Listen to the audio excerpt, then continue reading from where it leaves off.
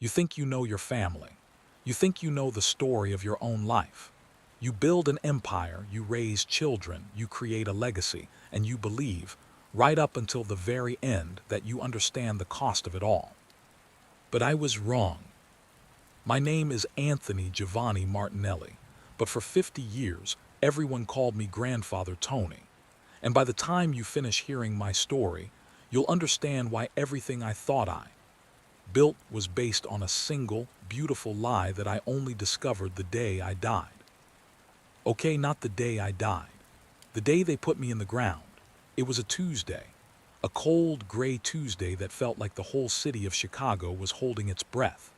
I was there in the sense that my best suit was there, draped over a body that had finally given out after 84 hard-fought years. But my mind and my spirit was hovering in that somber, oak-paneled room of Sterling and Finch, attorneys at law, watching the whole damn show. The family was all there, gathered around the long, polished table like vultures who just spotted a dying steer. My son, Michael, my pride and joy, the one I'd handed the keys to the kingdom, was sitting at the head of the table, my spot, his shoulders already squared with the weight of a crown he hadn't even been given yet. His wife, Cynthia, was beside him, her perfectly manicured fingers tracing the rim of her water glass, her mind no doubt already redecorating the CEO's office. And then there was my daughter, Sarah, my little firecracker. She was simmering, a low boil of resentment you could feel across the room. She, never forgiven me for making Michael my successor, for what she called my archaic views. She sat next to her husband, David, who looked like he just won the lottery and was trying very hard not to smile. The air was thick with it, not grief. God, no. You could smell the greed, a sharp, metallic scent like old pennies. They'd all been so patient, so dutiful in those last few months, bringing me soup, asking about my will, making sure I was comfortable. I felt my ghostly hands clench into fists. If I could have manifested just to clear my throat, I would have. The anticipation in that room was a physical thing, a third entity sitting right there in my empty chair. Old man Finch, my lawyer for 40 years, cleared his actual throat, the sound like gravel rattling in a tin can. He adjusted his spectacles and tapped the thick, cream-colored document in front of him. "We are here today," he began, his voice dry and precise, "to execute the last will and testament of Anthony Giovanni Martinelli." A hush fell, you could have heard a pin drop, or a fortune change hands. "To my beloved granddaughter Isabella, I leave my personal library and a trust fund for her education, to be administered by her mother. A nice, safe start. My Bella, she was the only one who ever saw the man, not the mogul." Then Finch got to the meat of it. "To my daughter, Sarah Elizabeth Martinelli Wright, I bequeath the sum of $5 million, free of tax, and the deed to the Aspen vacation property." Sarah's face, oh, the look on her face. It was a thundercloud. 5 million was a pittance, a slap in the face. She wanted a stake in the business, Martinelli Manufacturing. She leaned over to David and I saw her hiss, her voice a venomous whisper that cut through the quiet room. "The Aspen property, that's it. He's giving it all to Michael. I knew it. I knew it." David just patted her hand, his eyes wide, silently begging her to be quiet. Finch continued, unaffected. "To my son, Michael Anthony Martinelli, I bequeath the sum of $10 million, the family estate here in Chicago, and my entire collection of vintage automobiles." Michael let out a slow, controlled breath. A tiny, almost imperceptible smile touched his lips. He glanced at Cynthia, who gave him a slight, triumphant nod. This was it. The confirmation. He was the heir. The king was dead, long live the king. But Finch wasn't done. He looked up over his spectacles, his gaze sweeping over the room. "And regarding my controlling interest in and the entirety of my shares for Martinelli Manufacturing, Incorporated." The room froze. This was the moment, the billion-dollar moment. "These assets, comprising 51% of the company's voting stock, are not bequeathed to any blood relation." The silence that followed was absolute. It wasn't quiet, it was a vacuum. It was the sound of a world stopping. Michael shot to his feet. "What did you say?" Sarah was just staring, her mouth a perfect O of shock. Finch remained implacable. "They are bequeathed in their entirety to an individual designated in this document as my silent partner." Silent partner? Michael's voice was a strangled bark of disbelief. "What silent partner? Dad didn't have a silent partner. I ran the company with him for 20 years. I would know." "Who is it?" Sarah demanded, her previous anger now fused with a confused, burning curiosity. "One of his golf buddies, that slimeball Richardson from the bank. Who?" I watched them, these children of mine, these titans of industry I'd raised, and I felt a profound, posthumous sorrow. This was the first crack, the first reveal, and they had no idea how deep the fissure ran. Finch picked up a single, sealed envelope from beside the will. It was older, the paper slightly yellowed at the edges. "Mr. Martinelli left a separate letter, to be read to you all upon the transfer of this asset. It explains the nature of this partnership." He broke the seal with a slow, deliberate tear. The sound was obscenely loud in the quiet room. He cleared his throat again. "To my family," he read, my words now given voice by another. "If you are hearing this, then I am gone, and you have gathered to learn the shape of the legacy I leave behind. A legacy that would not exist were it not for one person. My success, this company, the very roof over your heads and the food in your bellies, all of it was built on a foundation she poured with her own 2 hands. For 60 years she was my silent partner, my guide, my conscience. When I had nothing but a dream and a pocket full of debt, she was the one who believed. She was the one who sacrificed. She was the one I failed, and the one who, in forgiving me, taught me what true strength really is. Everything you have, you owe to her." Finch paused, letting the weight of my words, my confession, settle in the room. The anger was momentarily gone, replaced by a bewildered, hungry silence. Who could this paragon be? This saint I'd hidden from them for decades. Michael slowly sat back down, his face pale. "Who, Finch? Who is it?" Finch looked down at the letter, at the name written there in my own, now cold hand. He spoke it, and with that one name, he shattered their world into a million unrecognizable pieces. Eleanor. The name hung in the air, simple, clean, and utterly devastating. For a moment, there was nothing, just the echo of that name. Then the room erupted. "Eleanor," Sarah shrieked, the name a curse. "You cannot be serious, that gold-digging whore." "Watch your language, Sarah," Finch said, his voice sharp. Michael was laughing, a harsh, ugly sound with no humor in it. "Eleanor, Dad's first wife, the one he divorced in 1965, the one who bled him dry with alimony for 10 years. That's his silent partner." He slammed his fist on the table. "This is a joke. This is senile, rambling insanity. She poisoned him against us. She must have." I watched them, their faces contorted with a rage so pure it was almost beautiful. They despised her. For decades, the story in our family was that Eleanor was the villain, the woman who tried to destroy me before I'd made it, the millstone I'd heroically cut away. They'd grown up hearing stories of her spite, her greed. And now, Michael had just told them she was the secret architect of their entire privileged lives. Cynthia, ever the pragmatist, found her voice, though it was tight with panic. This can't be legal. He was clearly not in his right mind. We'll contest this. We'll have this entire document thrown out." Finch placed the letter down. "The will has been thoroughly vetted. It is ironclad. Mr. Martinelli was of perfectly sound mind, as the 3 separate psychiatric evaluations he submitted with this document attest. His wishes are clear." Just then, the heavy oak door of the conference room creaked open. Every head turned. And there she stood. Eleanor. She was 83 years old, but she stood as straight as a queen. Time had etched its lines on her face, but it hadn't dimmed the fierce intelligence in her eyes. She wore a simple, elegant black dress, and her silver hair was swept up in a classic twist. She didn't look like a gold digger. She looked like a judge arriving to deliver a verdict she'd waited a lifetime to pronounce.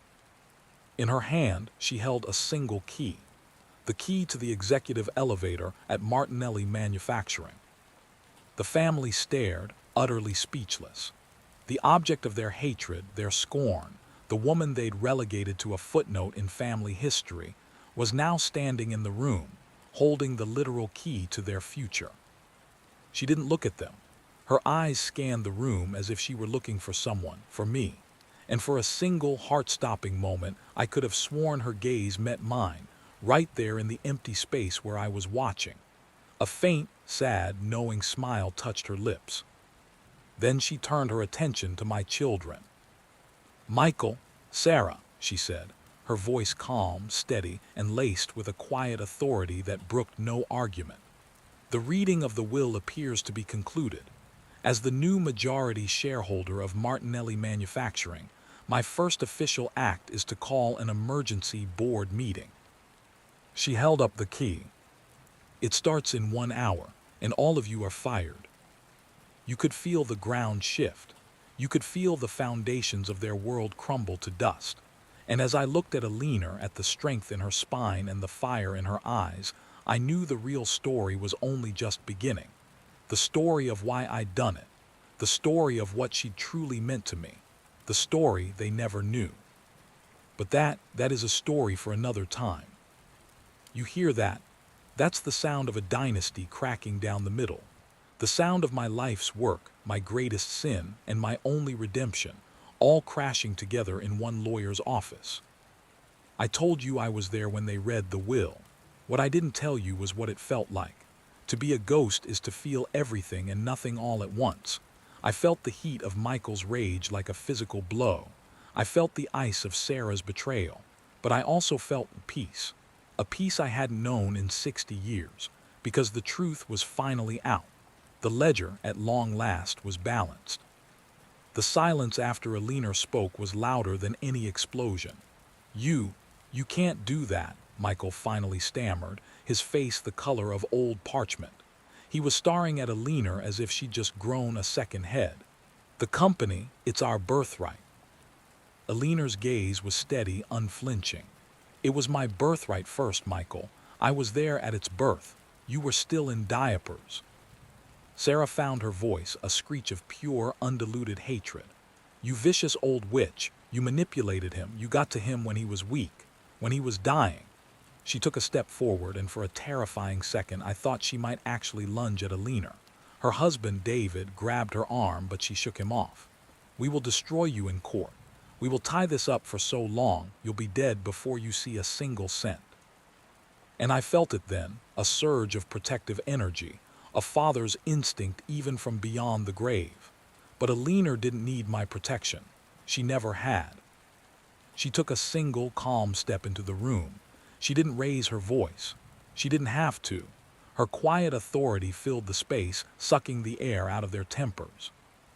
"The courts," she said, her voice like cool steel, "will see the same documents you just heard. 3 psychiatric evaluations. A will drafted by one of the most reputable firms in the country, and a history of my financial contributions to Martinelli Manufacturing that dates back to 1962, contributions your father meticulously documented and hid from all of you." Michael's eyes widened. "Contributions? What contributions? You were a secretary, a glorified typist." A sad, almost pitying smile touched Eleanor's lips. "Oh, Michael, is that what he told you? Is that the story he spun?"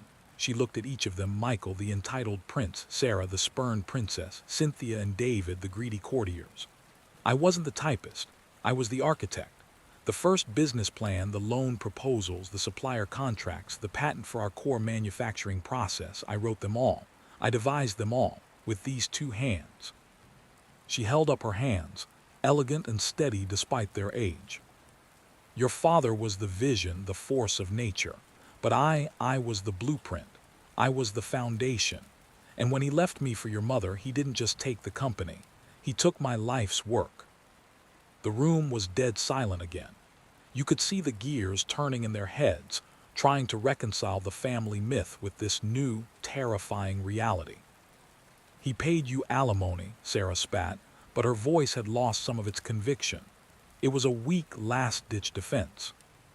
Alimony? Eleanor's laugh was a short, sharp sound.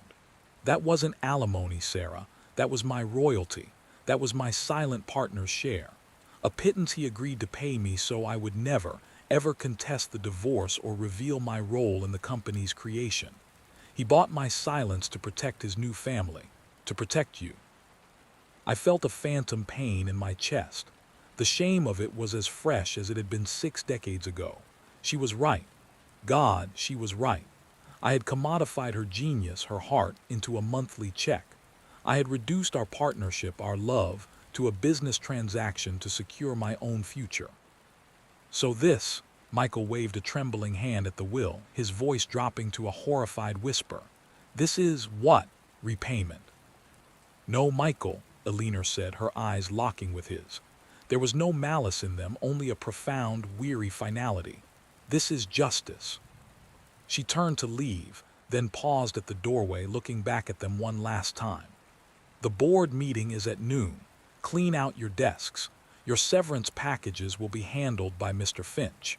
They are, I assure you, more generous than you deserve. And with that she was gone.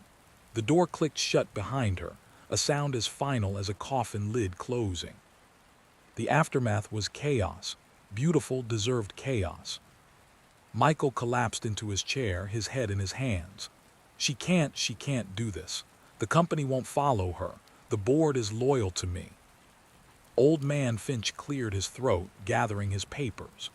The board, Michael, is loyal to 51% of the voting stock.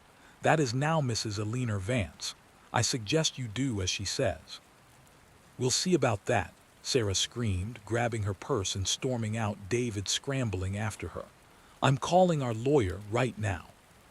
Cynthia was crying, but they were tears of fury, not grief.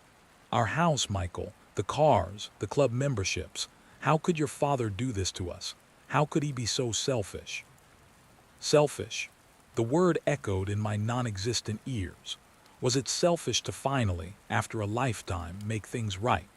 Was it selfish to honor the only woman who ever truly saw me for who I was, both the visionary and the coward? I wanted to scream at them. I wanted to shake them and make them understand. But they couldn't hear me. They were already lost in their own personal hells of avarice and entitlement. Let me take you back. Let me pull you away from that lawyer's office and into the smoke-filled air of a Chicago diner in 1962. The smell of grease and coffee and ambition. That's where our story really began. That's where I, Tony Martinelli, a 24-year-old kid with grease under his fingernails and a dream in his heart, first laid eyes on Eleanor Vance. She was a waitress, but calling Eleanor a waitress was like calling Da Vinci a guy who painted walls. She was observing, calculating, learning. I was in there every day, sketching engine parts on napkins, talking a mile a minute about torque and efficiency, and a new kind of valve assembly that could revolutionize small motors. Most people tuned me out, but not Eleanor. She'd refill my coffee and point to my napkin. The stress factor on that joint is wrong, she'd say, or you're overcomplicating the intake. Look at this. And she'd sketch a simpler, more elegant solution with a pencil she kept tucked behind her ear. She was brilliant. She had a mind for mechanics and a soul for business. We'd talk for hours after her shift. I had the passion, the drive. She had the strategy, the precision. Together, we were unstoppable. It was Eleanor who wrote the business plan for Martinelli Manufacturing on a second-hand typewriter in her tiny apartment. It was Eleanor who convinced old man Henderson at the bank to give us a loan, not with flirtation, but with a flawless profit and loss projection that stunned him into silence. It was Eleanor who designed the assembly line process that became our trademark efficiency. We were more than partners. We were a single entity, two halves of one brilliant, burning engine. We got married in a courthouse with $5 in our pocket and a billion-dollar dream in our eyes. And then I destroyed it. Success came, faster than we ever imagined, and with it came a different world, Country clubs, charity galas, a different class of people, and I met Catherine. Catherine was polished. She came from money. She knew which fork to use, which wine to order. She represented a legitimacy I craved, an acceptance into a world that had always looked down on guys like me. I got weak. I got arrogant. I thought I was the sole genius behind our success. I started to see Eleanor, my brilliant Eleanor, as unrefined, a reminder of the grimy diner and the napkin sketches, a liability to my new, shiny life. The day I asked her for a divorce was the day I sold my soul. She didn't cry. She didn't scream. She just looked at me with those piercing, intelligent eyes, and she saw right through to the small, frightened man I had become. "You're making a mistake, Tony," she said, her voice quiet and terribly sure. "You think this is about a woman. It's not. It's about the company. It's the heart of it. You're cutting it out. And without it, it will become hollow. It will become just like every other greedy, soulless corporation. You'll see." I was furious. I offered her money, a settlement. Alimony, I called it, dressing my betrayal in legal terms. She took the deal, but not for the reason I thought. She took it because she knew. She knew that one day I would see what I had done, and she was preserving her claim, her silent, patient, rightful claim. And for 60 years she stayed silent. She built her own quiet life. She never contacted me. She never interfered. She just waited. While I built my empire with Catherine, had my children, became grandfather Tony. I told myself the story that she was the millstone, the bitter ex, because the truth was too painful to face. But on my deathbed, with the lights growing dim, the only face I saw was hers. The only regret that mattered was the one I carried for her, the silent partner, the woman who built me and whom I tore down. So I changed my will. I gave her back what was always hers, not out of late-blooming love, but out of a final, desperate act of moral accounting. I had to balance the books before I faced my maker. Back in the present, the storm was breaking. I watched Michael, my son, my heir, stumble out of the law office into the cold Chicago light. He pulled out his phone, his hands shaking so badly he could barely dial. "Alan," he barked into the phone, his voice cracking. "Alan, it's Mike. We have a situation, a code red. My father, he's lost his mind from beyond the grave. He gave controlling interest to someone else." I could hear the sputtered disbelief on the other end of the line. Alan was his yes man, his VP. "I don't care how it looks," Michael shouted, drawing stares from passers-by. "Get the board on the phone, all of them. We're not rolling over for this. We're fighting this.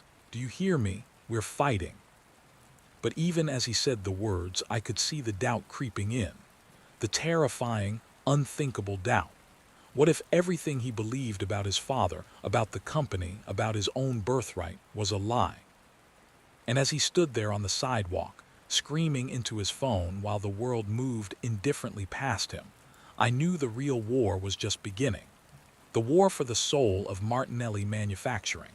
The war between the truth of the past and the greed of the present. But Eleanor had the key, and she had the truth. And I had a front row seat to the reckoning I so richly deserved. What happens when the blueprint decides to rebuild the house from the ground up? What happens when the foundation decides it's had enough? You're about to find out. You hear that? That's the sound of the world finding out.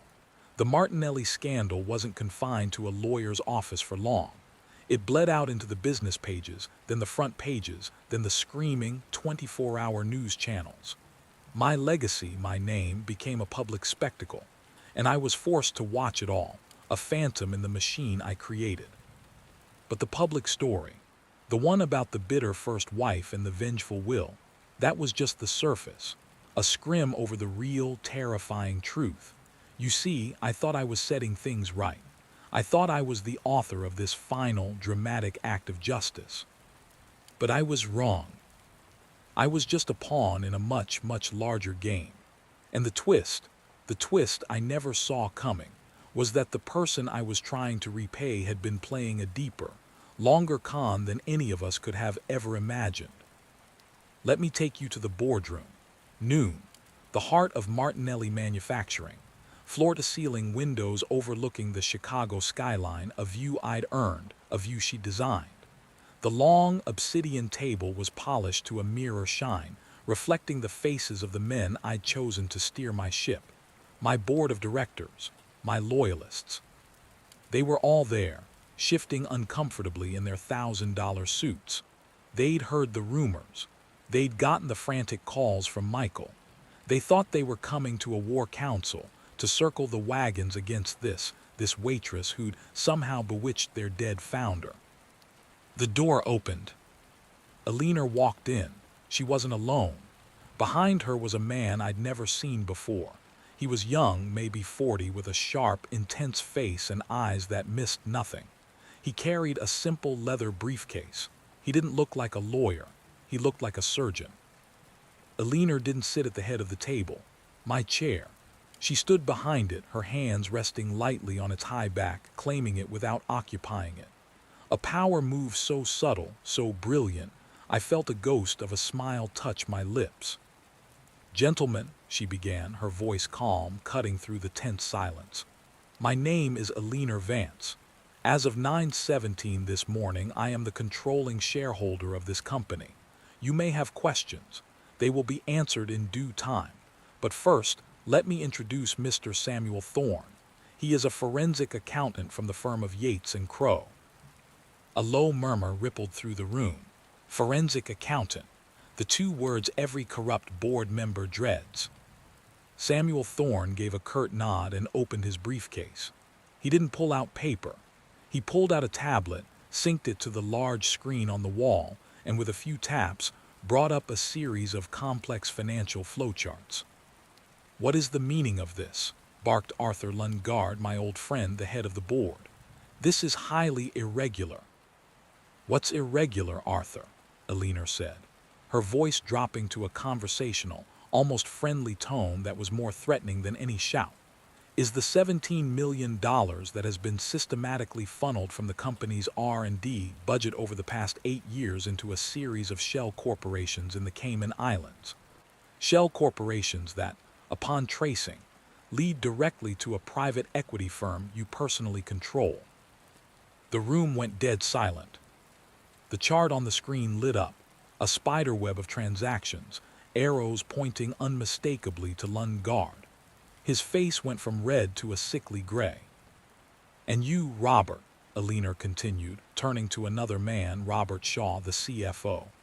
"Your creative accounting with the pension fund, diverting employee contributions to cover your speculative personal investments. It's all here, every transfer, every forged signature." She walked slowly around the table, a predator circling her prey. She named names. She cited dates and amounts.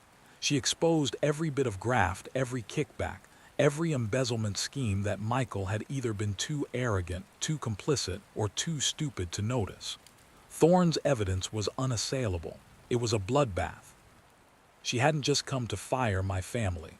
She had come to purge my company, to burn it to the ground so something new could grow.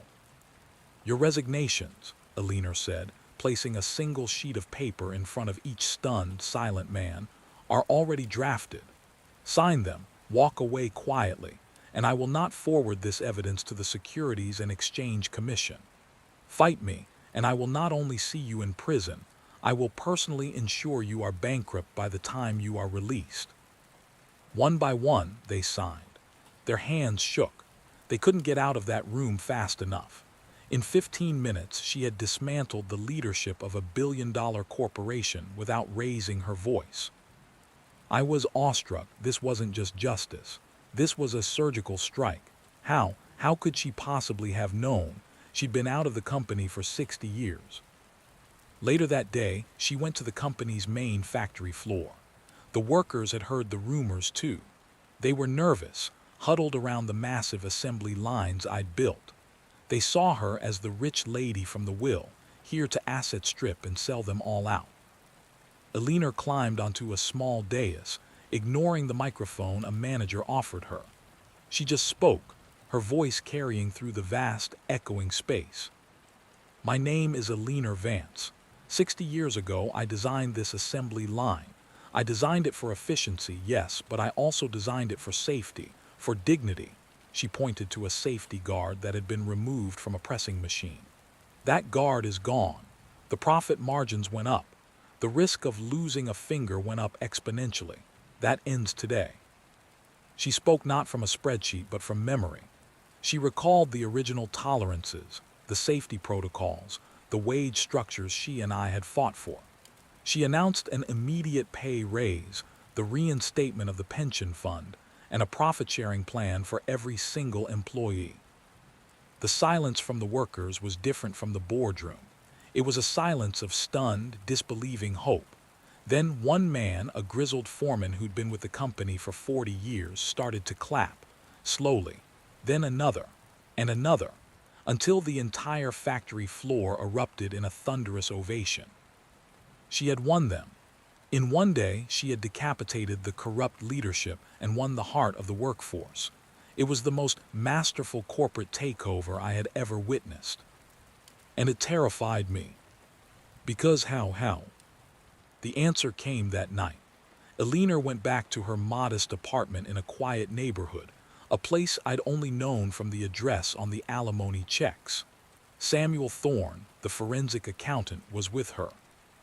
"It's done, Eleanor," he said, pouring himself a glass of water. "The board is neutralized. The family is scrambling. They have no idea what hit them." "The family," Eleanor said, her back to him, looking out the window at the city lights. "They're the easy part. They're predictable. Greed always is." "And Tony?" Thorne asked. "Do you think he knows, from wherever he is?" A cold shiver, a current of pure ice, passed through my spectral form. Eleanor turned. Her face was etched with a complex mixture of triumph and a profound, ancient sadness. "Oh, he knows, Samuel. I made sure he'd know. This was always the plan, the real plan." My mind, my soul reeled. The real plan. Thorne nodded. "The long game, 60 years, I still can't believe you had the patience." "Patience was the only weapon I had," she replied softly. "When he left me, when he took everything, I knew I couldn't fight him then. He was too strong, too popular. The narrative was his, so I let him have it. I took his alimony, my own money, and I invested it quietly, wisely. I built my own network. I cultivated talents like yours, Samuel. I watched his company. I tracked every decision, every financial report, every hire. I saw the rot setting in the moment he let Lundgaard onto the board. I saw Michael, weakness, his entitlement. I knew it would all crumble eventually. I just had to wait for the right moment to push.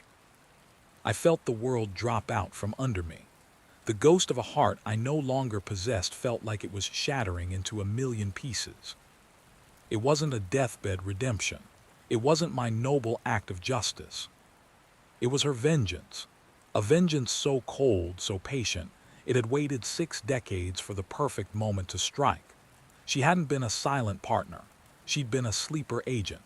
She had taken my blood money, my guilt-ridden checks, and used them to fund the war chest that would ultimately destroy my life's work and my family's future.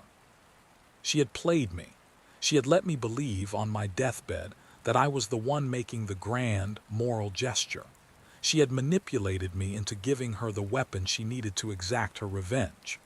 My own will was her final, triumphant weapon. "He thought he was repaying a debt," Eleanor whispered, almost to herself. "He thought he was making amends. He died thinking he was the hero of this story."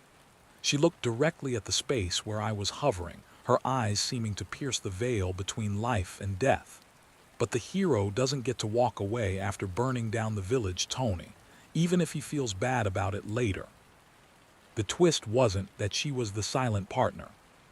The twist was that I was her final, unwitting pawn. The following days were a blur of legal maneuvering and public implosion. Michael and Sarah, united in their panic, did contest the will. They stood on the courthouse steps, surrounded by reporters, and painted Eleanor as a manipulative harpy who had preyed on a dying old man. But they were amateurs. Eleanor was a grandmaster. Her legal team, funded by her 60 years of patient investment, eviscerated them. They presented the documented history of her contributions. They presented the psychiatric evaluations. And then, they presented a bombshell that even I didn't see coming. They called a witness, an old, frail man named Frankie Agnosto. He'd been my first factory foreman, a man I hadn't thought of in 50 years. On the stand under oath, Frankie told a story I had buried deep in my own memory. He testified that in 1964 I had come to him with a technical problem on the assembly line, a problem that was costing us thousands a day. I'd been stumped. After 3 days, I'd come back with a solution, a brilliant, elegant solution.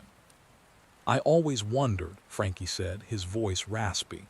Because the next day I saw the napkin, it was in the trash. It had the solution sketched on it, but in a different handwriting, a woman's handwriting, and it was signed at the bottom with a little E. Eleanor's lawyer entered the napkin into evidence.